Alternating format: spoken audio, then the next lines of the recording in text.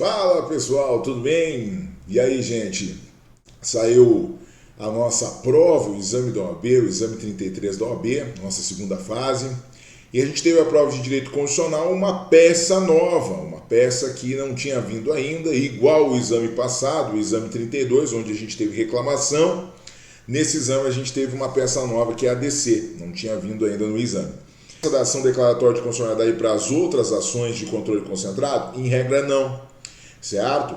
E aí eu vou corrigir para vocês aqui a peça para a gente entender por que é uma ADC, por que não pode ser uma outra, por exemplo, ação de controle concentrado. Até porque o examinador pedia uma peça de controle concentrado. Esse é um dos benefícios do direito constitucional. O direito constitucional apresenta, em regra, peças de fácil identificação. Vamos dar uma olhadinha, vamos verificar essas discussões. Vou colocar aqui na tela para vocês aqui o gabarito já da FGV. Olhem só, o padrão de resposta, eu vou pegar o enunciado aqui, diz assim, o enunciado começado. Em um cenário de grave crise econômica, com franco decréscimo da atividade produtiva, foi aprovada a Lei Federal XX de 2018, cujo objetivo era estimular a produção de gêneros agrícolas, especialmente em regiões de baixa renda, assoladas pelas secas frequentes. Então, o objetivo dessa lei é ajudar, certo, a população que vive da agricultura, especialmente nas regiões de baixa renda que estão sendo assoladas, acometidas com muita frequência de secas que trazem grandes prejuízos para a agricultura. Para alcançar esse objetivo, o artigo 1º dispôs que as atividades produtivas desenvolvidas por pequenos e médios proprietários rurais nas regiões em desenvolvimento que preenchessem os referidos requisitos seriam destinatárias de cooperação da União, de modo que em suas glebas fossem estabelecidas fontes de pequena irrigação. O artigo 2º acresceu que a União deveria adotar as medidas administrativas necessárias para que os rios existentes nessas regiões tivessem o seu aproveitamento econômico e social priorizado. Por fim, o artigo 3º dispôs que a implementação dos projetos referidos no artigo 2º, pela sua amplitude, deveria ser antecedida de estudos prévios de impacto ambiental. A Lei Federal XX de 2018, embora tenha sido intensamente comemorada pelas comunidades que seriam beneficiadas pelos seus comandos, foi severamente, olha essa parte aqui, foi severamente criticada por diversos grupos econômicos.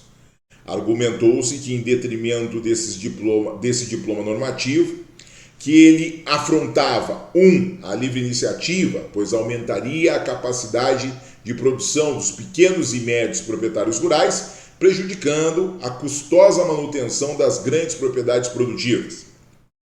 2. Principalmente, a isonomia, já que todos os proprietários rurais deveriam receber os mesmos incentivos. E 3. A desnecessidade dos estudos prévios de impacto ambiental, que somente deveriam ser exigidos se houvesse notícia de dano ao meio ambiente. O estudo de impacto ambiental não é só quando há notícia de dano, é quando há um potencial de dano, né? Um potencial de degradação ao meio ambiente. É isso que está previsto. Esses argumentos, vamos lá, seguindo, esses argumentos terminaram por ser acolhidos por órgãos federais competentes. Olha aqui a controvérsia surgindo. Órgãos federais competentes começaram a acolher fundamentos contrariando a validade de uma lei, que é totalmente válida, porque nada no enunciado diz que a lei não é válida, nada no enunciado prevê que a lei seja inconstitucional, ou seja, então a gente tem claramente aqui a validade da lei, claramente aqui a presunção de constitucionalidade da lei, que está sendo confrontada agora com essa posição de órgãos federais que simplesmente não estavam aplicando os recursos disponíveis em conformidade com os prazos fixados. Os interessados, por sua vez, não estavam logrando êxito em reverter esse entendimento perante o Poder Judiciário, sendo, atenção, inúmeras as decisões de interferimento dos pleitos formulados. Ou seja, várias decisões, as pessoas entraram no Judiciário para tentar obter os recursos nos prazos determinados pela lei e o judiciário não estava dando, certo? Talvez posicionado, aí isso é uma suposição, porque o enunciado não diz, exatamente no entendimento de que a lei não seria válida, certo? E aí a gente tem assim, ó, sendo inúmeras as decisões, deixa eu pegar aqui de novo, sendo inúmeras as decisões de indeferimento dos pleitos, inclusive uma ação civil pública promovida por associação vinculada aos grandes produtores rurais, na qual veio a ser proferido provimento cautelar vedando a implementação dos comandos legais. Então a controvérsia não é só a ação civil pública, é os órgãos federais que não estão cumprindo a lei, são as inúmeras decisões que as pessoas buscaram o cumprimento da lei no judiciário e não obtiveram. Aí nós temos um outro ponto, que é o ponto que vai trazer a necessidade da cautelar, né? Que é o ponto que vai trazer a necessidade da cautelar, onde a gente vai verificar aqui a fumaça do bom direito e o perigo da demora. A situação ainda se tornava mais dramática, porque nos próximos anos, a seca nas regiões beneficiadas pela Lei Federal número XX de 2018 será a mais severa das últimas décadas, inviabilizando por completo qualquer atividade produtiva caso seus comandos não sejam implementados. Então, se a lei não for implementada, lei essa que o enunciado não diz que é inconstitucional, lei essa que é válida, porque não há nenhum elemento que diga que ela não é válida, se a lei não for implementada, e tem que ser implementada porque a lei foi aprovada, vai se agravar a situação das secas. Então nós temos a lei estabelecendo o direito, fumaça do bom direito, e o perigo da demora, que é, se não implementar a lei, vai inviabilizar por completo a atividade produtiva naqueles lugares secos e vai ainda prejudicar ainda mais as regiões que têm uma lei para beneficiá-las. Então, nós temos o perigo da demora. Fumus boniuris, periculum in mora. Aqui eu faço uma pausa. Por quê? Porque, vejam, se a discussão é controle de constitucionalidade, como que eu sei que é controle de constitucionalidade? Eu vou aqui para o último parágrafo, e o último parágrafo diz assim, ó, à luz desse quadro, a mesa do Senado Federal solicitou um advogado, que também assinaria a petição inicial, a identificação do instrumento adequado para a deflagração do controle concentrado de constitucionalidade. Então, a mesa do Senado pediu para um advogado que inicie o instrumento adequado para deflagrar, ou seja, para iniciar o controle concentrado de constitucionalidade, ou seja, para fazer uma das ações de controle concentrado, ADI, ADC, ADO ou DPF. De modo que fossem superados os obstáculos opostos à aplicação da Lei número XX de 2018. Vamos lá. Primeiro, aquele ponto em destaque lá que eu estava falando da cautelar. Vejam, não é uma ADO porque não tem nenhuma omissão. Então não é uma ADO. Não é uma DPF porque eu tenho uma lei federal de 2018. Então, se for contrário à Constituição, mesmo ofendendo um preceito fundamental, eu posso entrar com uma ADI. Então, não é uma DPF. A DPF é resíduo, não seria o caso. Me sobra ADC e ADI. Me sobram essas duas. Aí vamos ver os elementos para a gente ver se é possível ADI, se é possível ADC. A liminar, que está sendo apresentada no último período do penúltimo parágrafo. A situação ainda se tornava mais dramática porque nos próximos anos a seca nas regiões beneficiadas pela Lei Federal XX de 2018 será mais severa das últimas décadas, inviabilizando por completo qualquer atividade produtiva caso seus comandos não sejam implementados. A cautelar, se alguém identificou a cautelar ali, e deveria ter identificado a cautelar, porque aquele parágrafo foi colocado para a identificação da cautelar, a cautelar é impossível ser uma cautelar de ADI. Porque se for uma cautelar de ADI, é para antecipar os efeitos da decisão. Uma decisão de ADI declararia a inconstitucionalidade da Lei XX de 2018. e se tornando inconstitucional a Lei XX de 2018, a lei federal, que é para beneficiar as pessoas contra a seca, os agricultores, que é para ajudar os agricultores na seca, nunca seria aplicada. E o que se quer é demonstrar que existe uma lei que dá direitos para os agricultores no momento da seca e que ela precisa ser aplicada para viabilizar a atividade produtiva. E precisa ser aplicada de forma rápida, porque no próximo ano a seca vai ser ainda mais severa, perigo e mora. Ou seja, se eu identifiquei a liminar aqui, ou melhor, a cautelar, né? Se eu identificar a cautelar aqui, não seria possível estabelecer uma cautelar de ADI, porque a cautelar da ADI declararia inconstitucionalidade, suspenderia os efeitos da lei, melhor dizendo, né? Suspenderia os efeitos da lei, e se suspender os efeitos da lei, aliás, não vai ter efetividade nenhuma, porque ninguém estava aplicando a lei, certo? E além disso, suspendendo os efeitos da lei, eu não teria como combater a seca, vai ter uma seca mais severa, como é que eu vou auxiliar os agricultores que eram beneficiados pela lei? Então essa é uma reflexão que eu já faço para quem ficou um pouco confuso com a possibilidade de ADI. Ou seja, nós só temos duas peças para escolher, a ADI ou a ADC. Já conseguimos eliminar a DPF, já conseguimos eliminar a ADO, sabemos que é uma peça de controle de constitucionalidade porque o examinador disse, a banca já disse ali no final, no último parágrafo, ela disse que é uma peça de controle concentrado de constitucionalidade. De novo, nós temos entre a ADI e a ADC. Vamos lá, agora vamos para o último parágrafo. À luz desse quadro, a mesa do Senado Federal confirmou que é uma peça de controle concentrado. Eu nem precisava que eles dissessem, né? Identificação do instrumento adequado para a deflagração do controle concentrado de constitucionalidade. Confirmou, porque se eu olho lá no 103 da Constituição Federal, eu vou ver os legitimados do controle concentrado, a mesa do Senado. Tá, mas a mesa do Senado precisaria de advogado ou não? Não vamos entrar nessa discussão. Ele, o examinador, está dizendo, ó, solicitou a um advogado que vai assinar a petição, então tinha que botar advogado assinando, porque solicitou a um advogado que vai assinar a petição inicial, que ele identifique o instrumento para a deflagração do controle concentrado de constitucionalidade. E o que esse instrumento tinha que fazer? Segundo o examinador, o que foi pedido para vocês pelo examinador? De modo que fossem superados os obstáculos à aplicação da lei.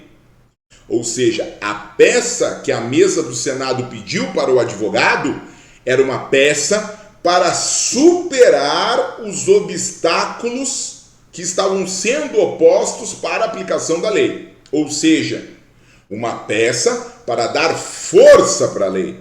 Uma peça para demonstrar que aqueles obstáculos opostos pelos órgãos federais e pelo judiciário eram ilegais, porque estavam contrariando a constitucionalidade da lei, que se presume, e que agora ia se buscar a declaração para que a controvérsia quanto a isso seja terminada. Muitos alunos se perguntaram quanto à controvérsia. Professor, o senhor encontrou a controvérsia? Sim. Qual é a controvérsia? A controvérsia é princípio da presunção de constitucionalidade da lei. Controvérsia é uma lei estabelecida, ela é válida. Órgãos federais, pelo princípio da legalidade, não têm o condão de entenderem que não vão aplicar porque ela não é válida, ou seja, precisa declarar inconstitucionalidade para eu não aplicar. Uma lei feita é uma lei que eu preciso cumprir, o princípio da legalidade.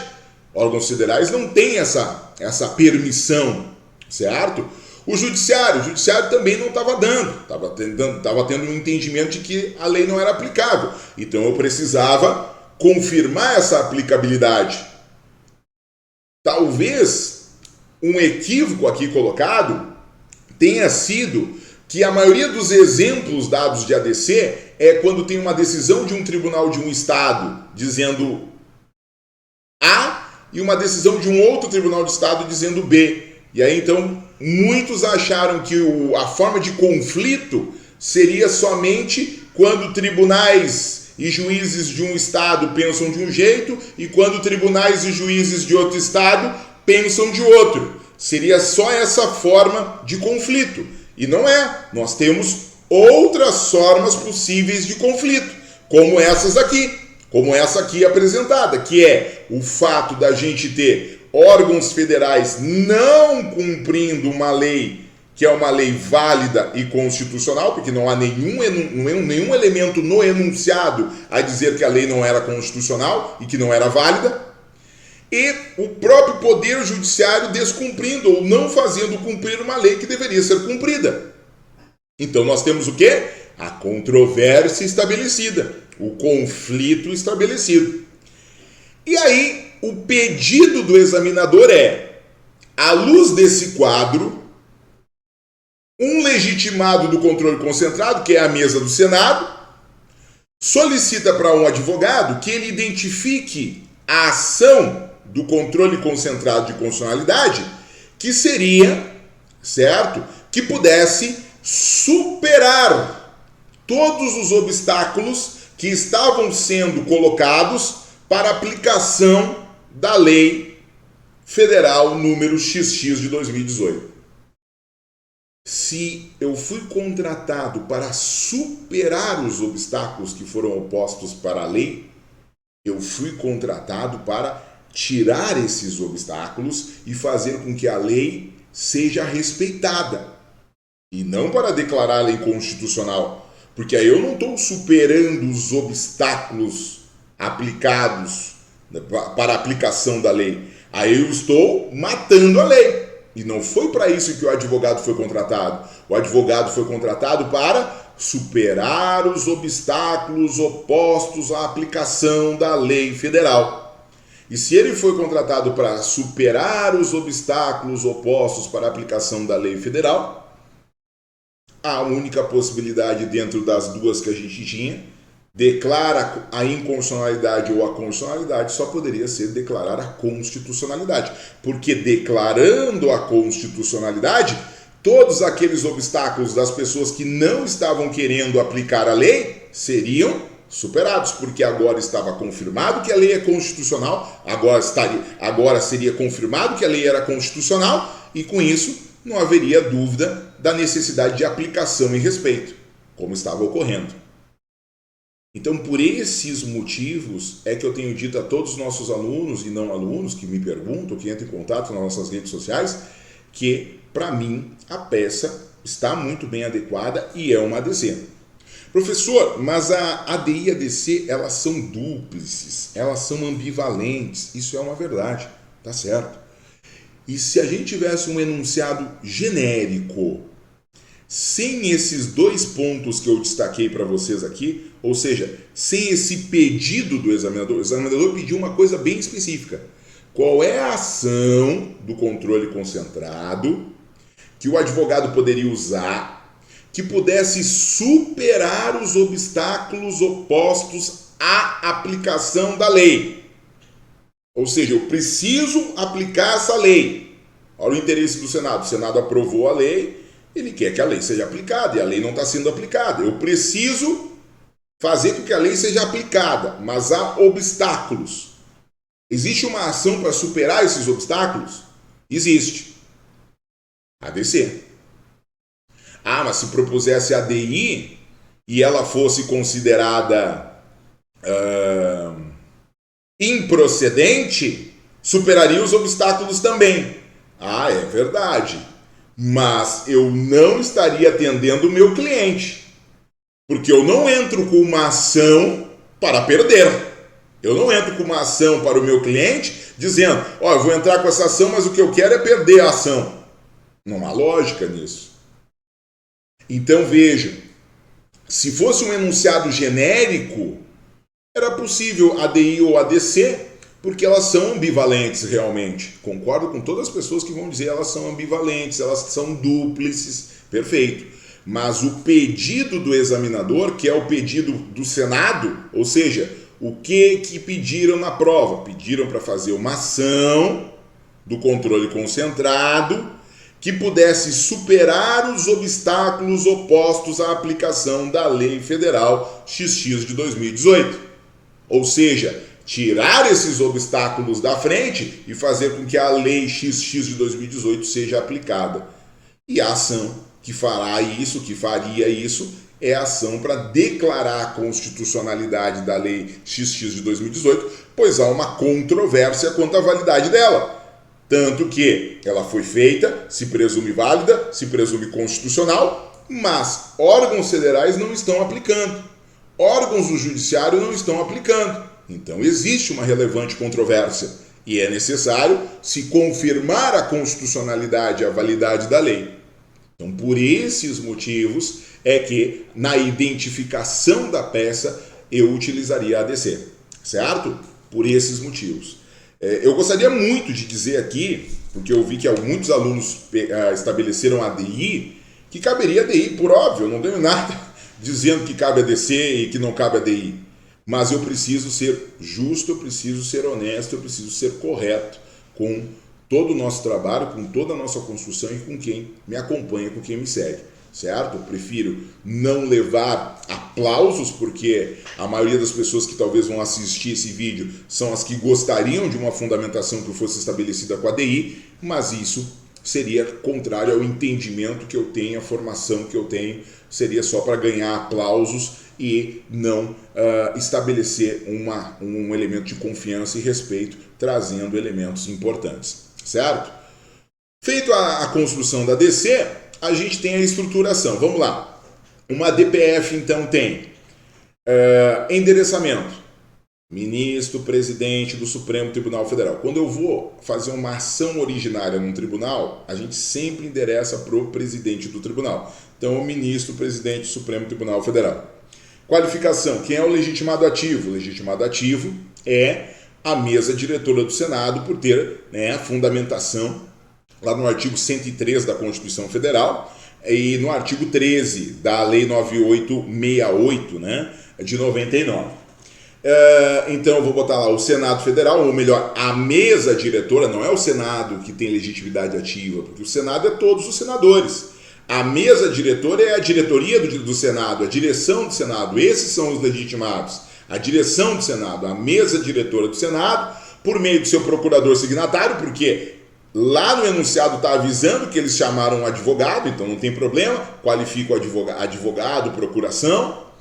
Aí bota o nome iuris da peça, que é ação declaratória de constitucionalidade fundamentada pelo artigo 102, inciso 1, a linha A, certo? Boto lá fundamento ali nessa construção, ou seja, ação declaratória de constitucionalidade, boto o nome iuris da peça, não tem legitimado passivo, ela não é contra ninguém, ela é para que o Supremo verifique a relevante controvérsia e declare a constitucionalidade para afirmar aquela norma como constitucional, como vigente. Vou para os fatos, falo os fatos que estavam estabelecidos. No direito, o que a peça trouxe para nós? Que eu quero declarar a constitucionalidade dos artigos 1º, 2º e 3º, até porque eram os únicos artigos que a gente sabia que existiam na lei. Não tem nenhuma informação de que a lei é formada só por esses artigos.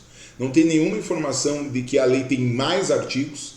Então, o mais adequado seria, sim, limitar aos artigos 1º, 2º e 3º. Professor, eu botei a lei como um todo. Cara, eu tenho um palpite de que a banca muito provavelmente vai valorar esse fato de ter pedido como um todo. Por quê? Porque não tínhamos elementos aqui para estabelecer isso. Então eu tenho um palpite que ela vai valorar. Vai ser ou, sabe, ou o 1º, 2º e 3º ou a lei como um todo. Tem um palpite que ela vai valorar isso.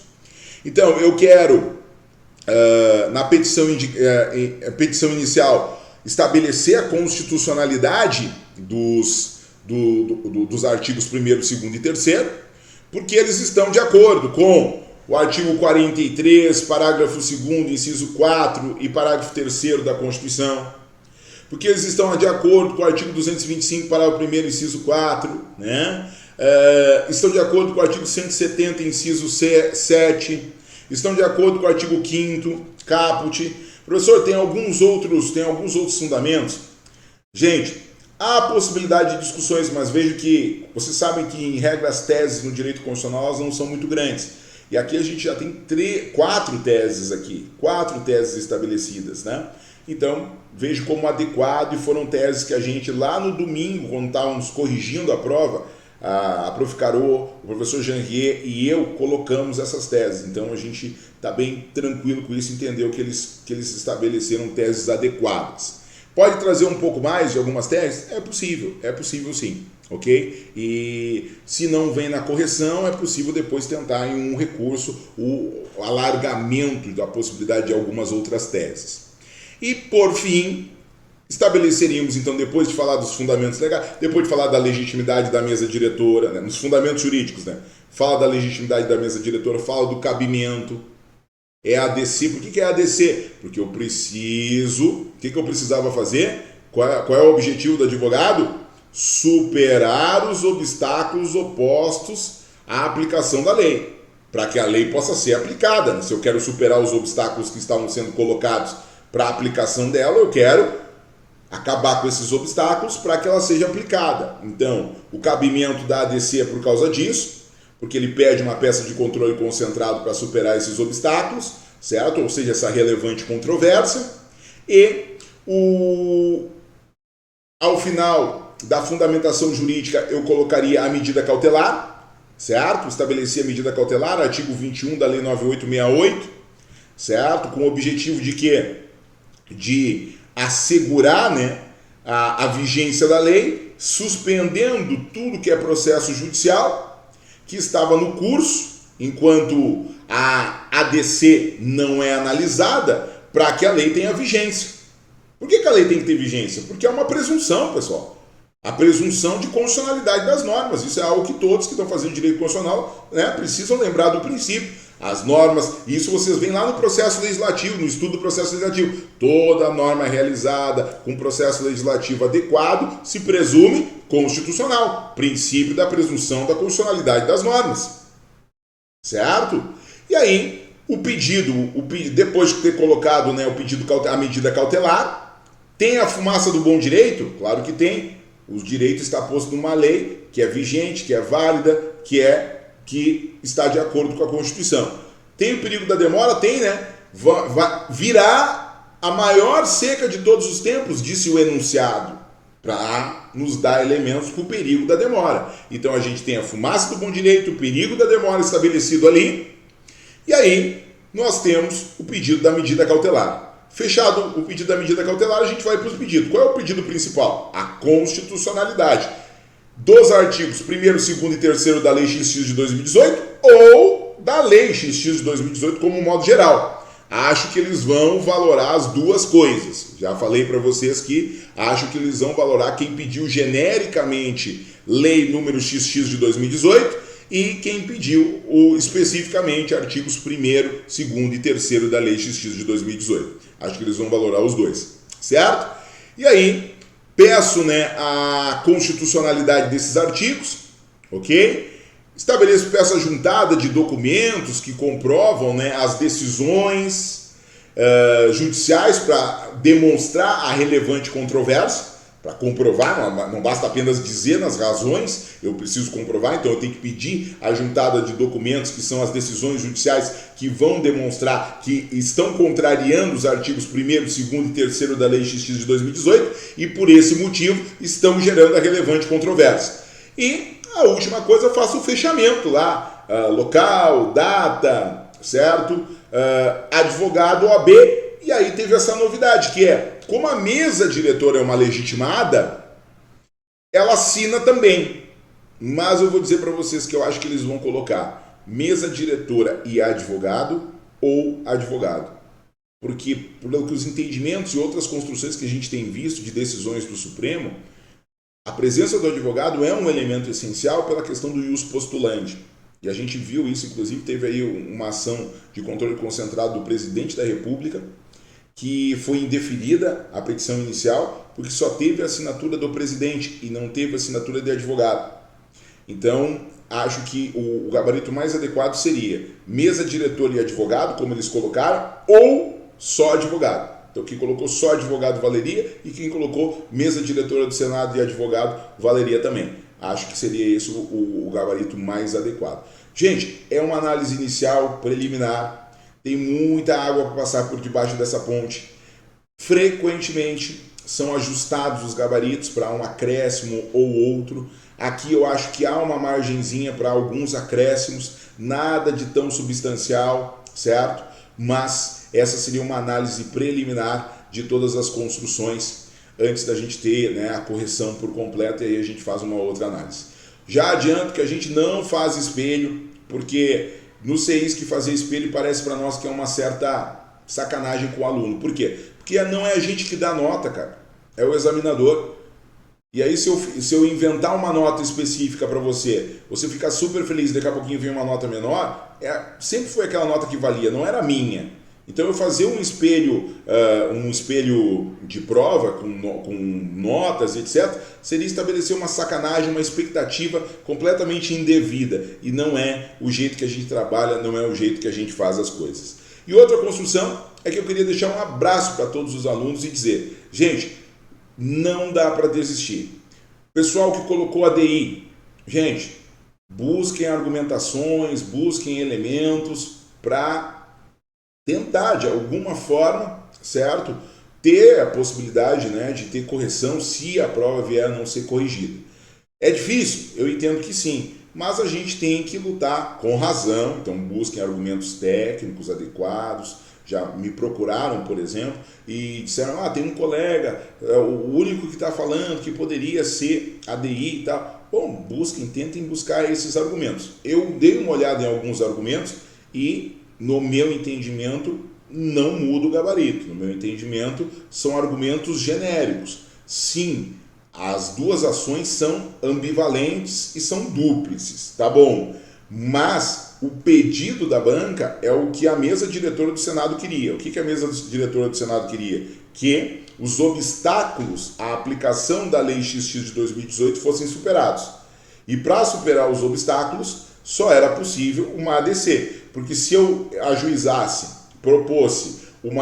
propusesse uma ADI contra a Lei XX de 2018, eu ia criar um obstáculo ainda maior, que iria declará-la inconstitucional e inviabilizá-la por completo. Então não era isso que a mesa do Senado queria. Ela queria o quê? Uma ADC, certo? Mas vejo que, gente, tem que lutar de forma honesta, de forma correta. Não há crime da OAB, não há ilegalidade da OAB na prova. Foi uma prova justa, uma prova que não foi fácil, uma prova bem exigente, mas uma prova justa, que não trouxe sacanagem para vocês. Essa é a minha interpretação e também dos profs do CEISC. E o que a gente deseja é um forte abraço para vocês, tudo de bom. E fiquem atentos aqui, porque a gente vai corrigir, eu vou corrigir as questões em outros vídeos. Em outros vídeos e vídeos futuros aqui, eu vou corrigir as questões para falar sobre acréscimo de algum gabarito ou alguma fundamentação. Beleza? Forte abraço para vocês, tudo de bom. Tchau, tchau, pessoal. Valeu!